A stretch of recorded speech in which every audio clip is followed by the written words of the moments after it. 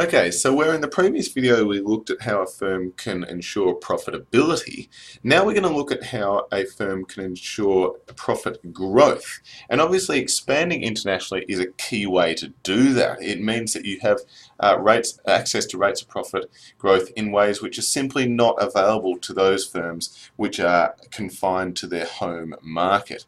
These firms that do look to expand overseas are able to do a number of things. Obviously, expand their market is the main one. Realize location economies is a crucial factor. Realizing greater cost economies that result from what are known as experience effects, and also earning a greater return through the abilities and capabilities of foreign subsidiaries. And we're going to go through each of these over the coming slides with a little bit of help from our friends from Prestige Worldwide. Alright, so expanding the market is the most obvious and direct benefit that we see from global expansion. So it means that firms can increase growth by selling goods or services that are developed in their home markets on an international scale. So the success of firms that do choose to expand internationally depends on a few factors. Obviously, the goods or services that they sell is a key one. So what we tend to find is that the returns are more likely to be greater if local firms in the nation a company enters lack comparable products. And it makes sense, obviously. You want something unique and different and better or different to what the local companies are offering in the market that you're choosing to expand into. A good example here is Cold Rock, the Australian ice creamery, who, when they expanded into countries like Vietnam, recognised that there weren't so many local competitors who offered the ability to mix and match these different toppings into the ice cream in that particular market. So it gave them that advantage as they chose to expand. Core competencies also play a key role in the success of that international expansion. So these are the skills within the firm that competitors cannot easily match or imitate, that is, copy. Core competencies enable firms to either reduce the costs of value creation and thereby pursue a low-cost strategy, or to create perceived value so that premium pricing is possible through a differentiation strategy. So you're going to need these key competencies, whichever of those two broad generic strategies that Porter outlined previously you chose to employ.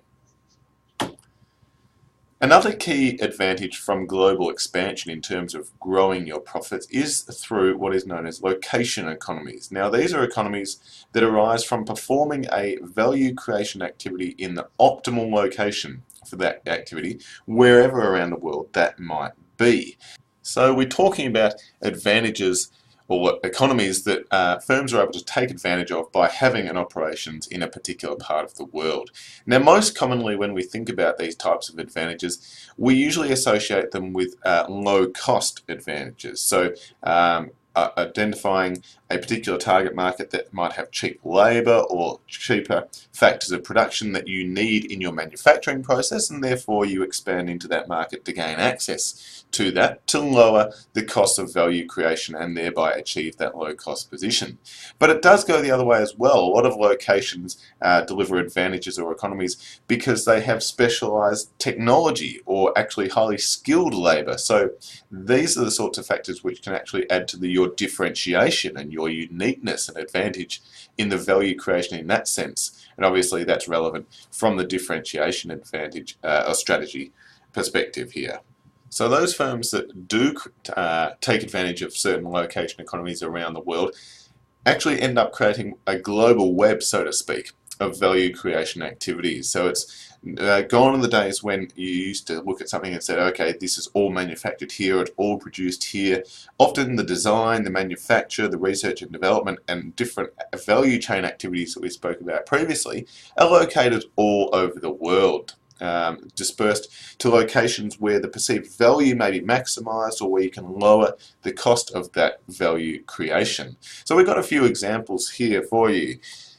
These two very high level, well-built, reliable, high-quality German cars, right? Mercedes, BMW, except they're actually built in South Africa. South Africa is great because it has relatively cheap labour, certainly compared to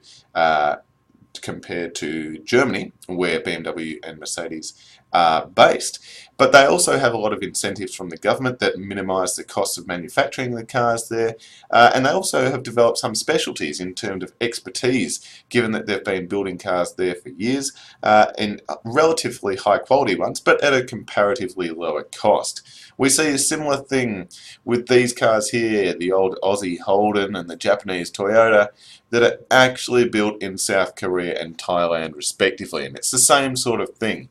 These cars are manufactured here because it's cheaper to do so than in the developed countries of Australia and Japan.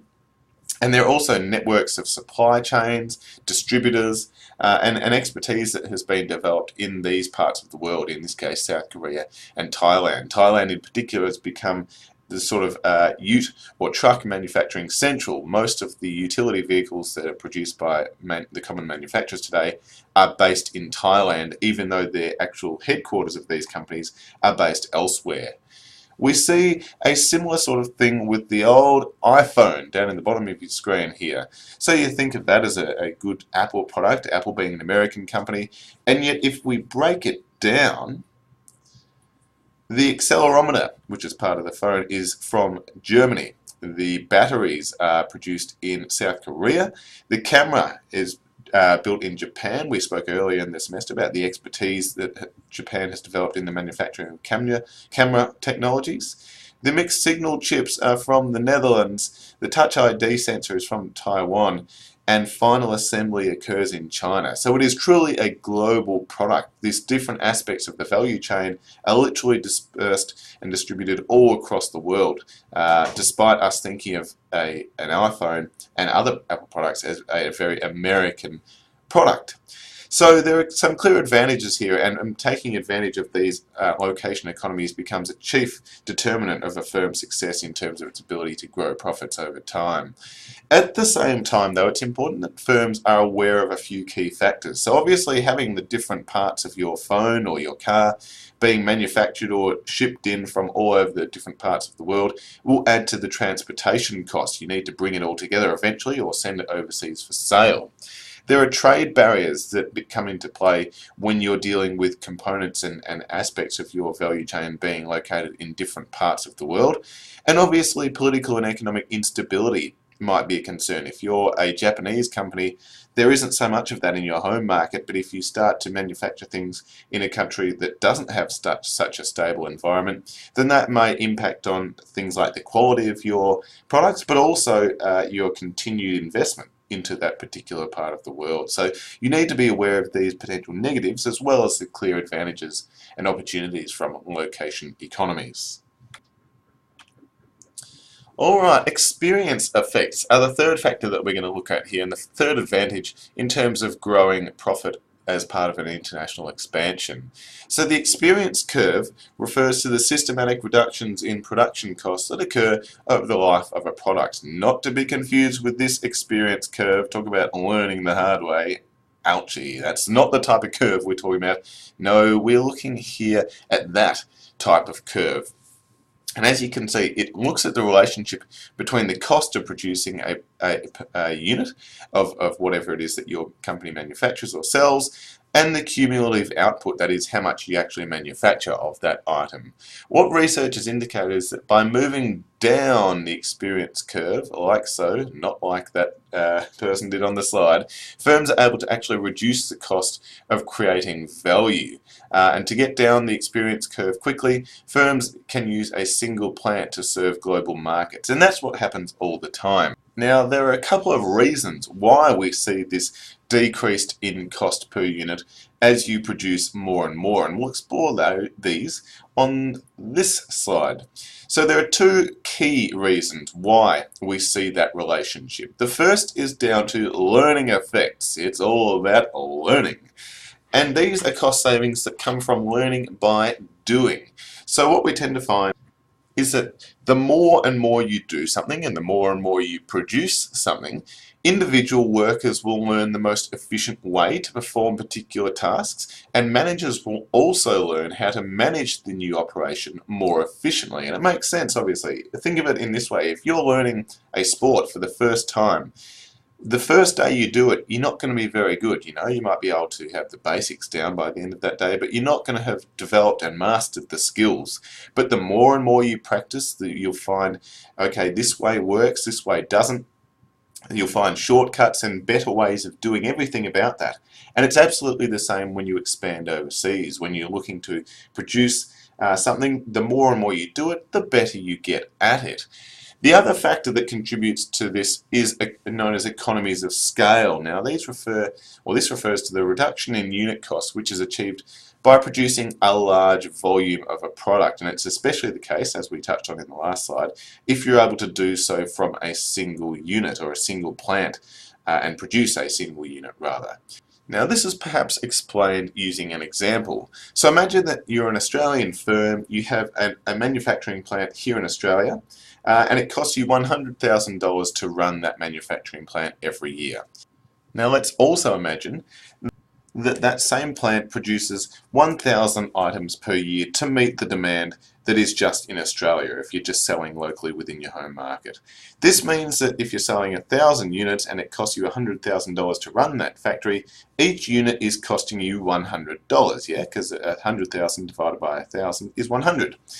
Imagine now that you're able to expand overseas and you now have an increased customer base, because obviously you're not just selling to Australians, you're now selling to people in international markets as well. If you're able to service those international customers from that same manufacturing plant here in Australia, which remember costs you $100,000 a year to run, imagine now that you're able to produce 10,000 rather than 1,000 items per year because there's now greater demand for your products. In this scenario, your cost per unit is now down to $10 because obviously $100,000 of the cost divided by 10,000 units is now only $10. So you can see here that by making more of the same item and selling it to a larger number of people by expanding overseas, you're able to actually reduce the cost per item by spreading those fixed costs over a larger quantity. And that is exactly what economies of scale is all about. And as I say, when you do achieve these economies of scale, it means that you're utilising those production facilities more efficiently and intensively, and also gives you increased bargaining power with your suppliers and distributors, given that you're now producing more of something and become a more important customer to both of those parties.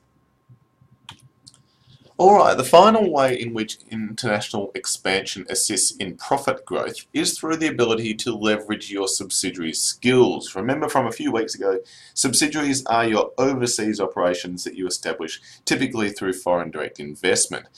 And what we tend to usually find is that those foreign subsidiaries are able to develop a unique set of skills. Okay, maybe not quite that unique set of skills, but you get the picture. It might be a particular manufacturing technique. They might develop capabilities in terms of certain management practices, utilizing certain supply chain networks, and so on. So what firms usually look to do is to leverage the skills that are created within those foreign subsidiaries and bring them back and apply them to other operations within the firm's global network, so that they can then create value not just overseas in that foreign subsidiary, but all over the globe in terms of the firm's networks. And it might even be indeed back in its home country and home market as well as anything else. So learning how to leverage the skills of subsidiaries presents a number of challenges for managers from multinational companies. You need to understand and have the humility to recognize that sometimes somebody else may have a better idea and a better way of doing things than you do. What we tend to find is that a lot of companies always assume that the home market's way of doing things is best, and they ignore or don't acknowledge when a subsidiary overseas might actually identify a better way of doing things. So you need to acknowledge, yes, sometimes other people in other countries may be able to find a better way of doing things than we have. It's also important to establish an incentive system that encourages those foreign subsidiaries and their local employees to actually try and develop the skills in the first place. You can't leverage the subsidiary skills if it doesn't develop them in the first place. You need to also develop a process for identifying when your foreign subsidiaries do actually create a new valuable skill. You need to actually be able to tell when that has occurred. And finally, to act as facilitators, so helping to transfer those skills developed overseas and distribute them throughout your firm's global operations, and as I say, especially back into its home market as well.